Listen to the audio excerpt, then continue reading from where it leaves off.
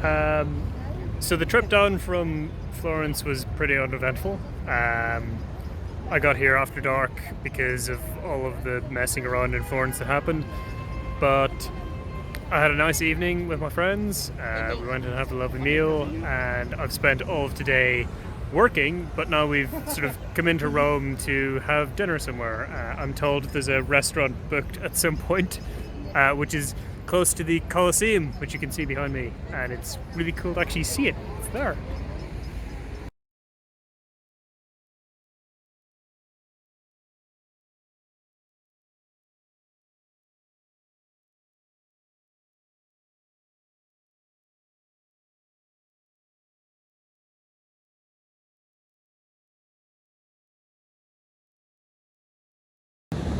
Okay, I'm recording this through my headset with my hand up like this because it's quite windy.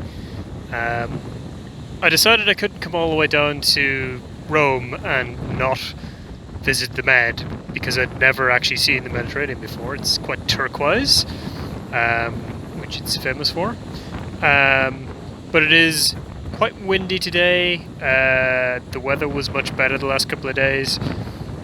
I hope this is not going to be how it's going to be, because if you've been keeping track, I had some pretty terrible weather to start with. I'm having a good time. I've wandered around Rome quite a bit. I've not taken really any photos or videos because there are no photos or videos that I can take that do not already exist on the internet. So I've just been enjoying the experience and not stopping to snap everything. Rome is very pretty. I do have some unkind things to say about Italy, but Rome is very pretty, and the countryside is quite pretty as well. It's not as dramatic as the Alps, but it's nice. It looks quite nice. Unfortunately, no one seems to put any money into maintaining anything, so everything is sort of crumbling. But yeah, Italy's quite pretty. Yeah. There you go.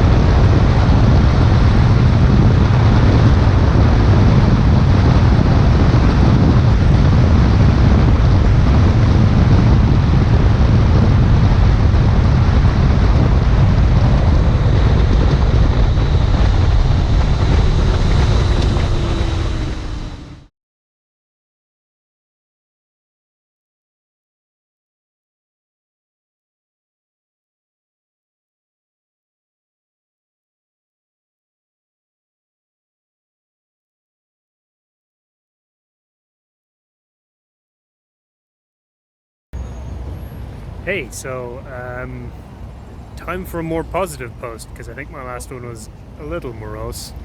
Um, Today I'm off work, so I wanted to make sure I had a day to actually go and wander around Rome and see all the things. I've done some wandering in the evening, but today is just dedicated to seeing the things. It's not something I usually do.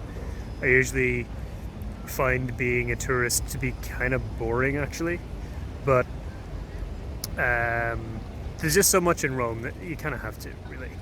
And also, a lot of it is really cool stuff. Um, I'm not going to be taking lots of photos or doing lots of videos or taking selfies because, I mean, life's too short to stop for that kind of thing. Just appreciate the things that are in front of you. And largely, it doesn't matter what photos I take anyway. Everything here has been photographed in every conceivable style from every conceivable angle, and all of those are on the internet. So if you want to see what I've seen, just Google image search Rome. But it's nice, it's sunny. It was absolutely bucketing rain yesterday. Today is nice, so I've got some liquid. I've got a hat in case there is too much sun. And I'm here in the Piazza del Popolo to start my. I'd probably butcher that, but I'm going to start my tour from here. And as you can see, there's a cool Egyptian obelisk. It's very tall. It's inscribed with hieroglyphs, and the square itself is quite pretty. There we go. Quick spin. Yeah, so I'm gonna go on tour.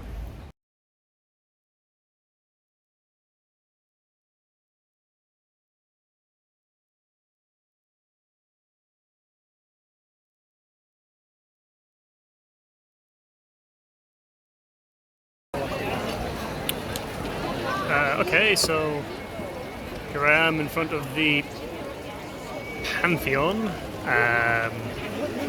I've seen a few things, I've wandered around, I've had second breakfast because, I'm sorry Italy, but coffee and a croissant is not enough for me. But there was a nice place behind the camera that was advertising English breakfast, so I couldn't resist. I'm not going to go into the Pantheon because this is kind of the problem with a lot of Roman things. There are just giant throngs of people, but it's very pretty from the outside. This is actually an actual Roman thing. This is almost 2,000 years old, and is remarkably well preserved, and is still the largest unreinforced concrete dome in the world, which is very cool. 43-meter diameter. So now I'm gonna go and look at some other stuff, but yeah, it's really pretty here. It's really nice.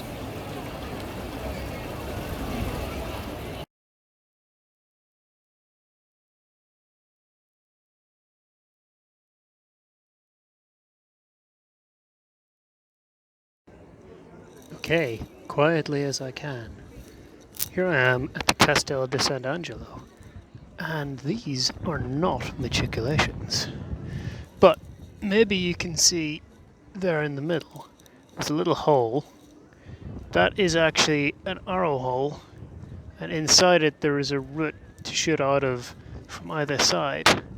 And underneath it, that is actually, it looks like a matriculation, but it, I don't think, could actually hit you if you were right in at the base of the wall. No, definitely not, which is weird. Also over here, these guys are actually deep enough to be proper matriculations, but most of them are not, except every fourth one is. And it also has a little hole to shit out of. Although I believe this bit judging by the corner here, is a later addition. It's also covered over, which is cool. Rather than having Merlons, it's actually got a roof, and there are windows to shoot out of. The Merlons, judging from across the river, are about 3.5 meters tall. And I guess I'll close out this video with a nice picture of the flag of my people. Aww. From the outside, it looks like just a drum hewn from rock so that it is sheer. But actually, when you come inside, you can see that it's artificial. Whether there's something underneath there, I don't know. There's a charge to go in, so I only have one day to view all of Rome, so I'm not going to spend the whole day in here. But this is actually stone and bits of brick concreted in. So I suspect it is built on top of an older fortification. I should really look up on Wikipedia what the history of this place is. But this is just the inside, the annular bit around the fortress itself, between the walls and the keep. So I've come down into the basin around the castle, so it is actually depressed from the general street level. And I just wanted to show this.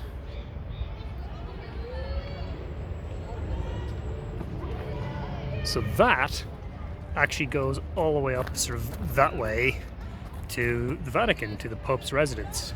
And even though this is actually technically outside the Vatican City, this is sort of a redoubt so that if the Vatican were threatened, the Pope could retreat along that walkway into the fortress, which is cool. He's got his own little emergency escape route, which is held up above street level, so you would have to climb up a wall to get onto it. Okay, so two interesting things about this bridge. The first is that it has holes in it. The reason those holes are there is that as floodwater gets up that high, the area of the bridge that is presented to the water increases because of the arch. But actually, structurally, that area is not required. It's just the arch is required and they filled in the remaining space. The reason the holes are there is that the increased area means that there is more hydraulic pressure as the water goes higher, and therefore the bridge can be washed away. And they just put the holes in so that the water can flow through, which reduces the pressure and increases the likelihood that the bridge will survive. The other interesting thing about those holes is the floodwater can get that high. That's nuts.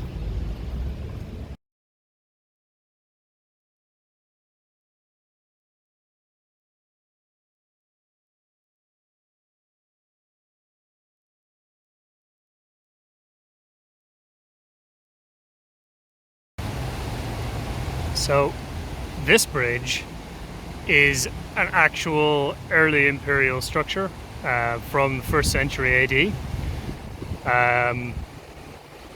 And it has been obviously restored many times, but it's amazing to see some of these structures still actually standing. It's really impressive, actually.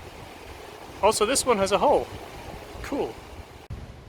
I'm not sure how well this is coming out in the camera, but that is the Punt Rote, or Rotten Bridge. There's actually another bridge behind it. That's the steel structure you can see. The stone arch, however, is an old bridge which has fallen down on both sides. I believe it is on the site of an ancient bridge, but what you see today is I think, lit Renaissance bridge.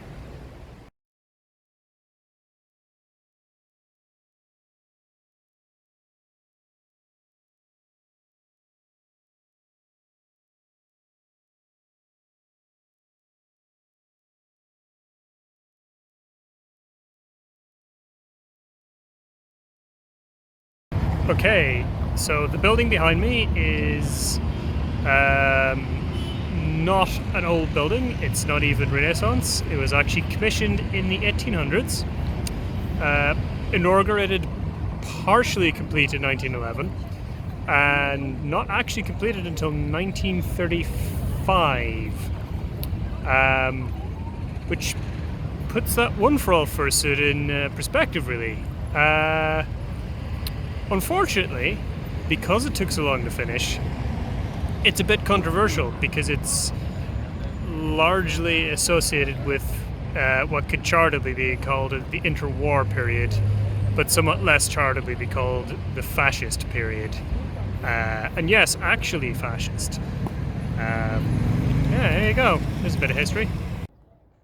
I don't know if you can grasp just how enormous this building is. Okay? Take a look at this. Wow. It's huge. Look at the space that it would have taken up. Wow. Like this thing, that's still standing. Like this is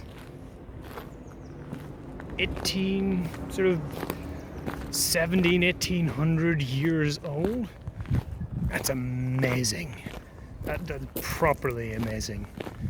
For those of you who aren't enormous nerds, Roman concrete is better than Portland concrete.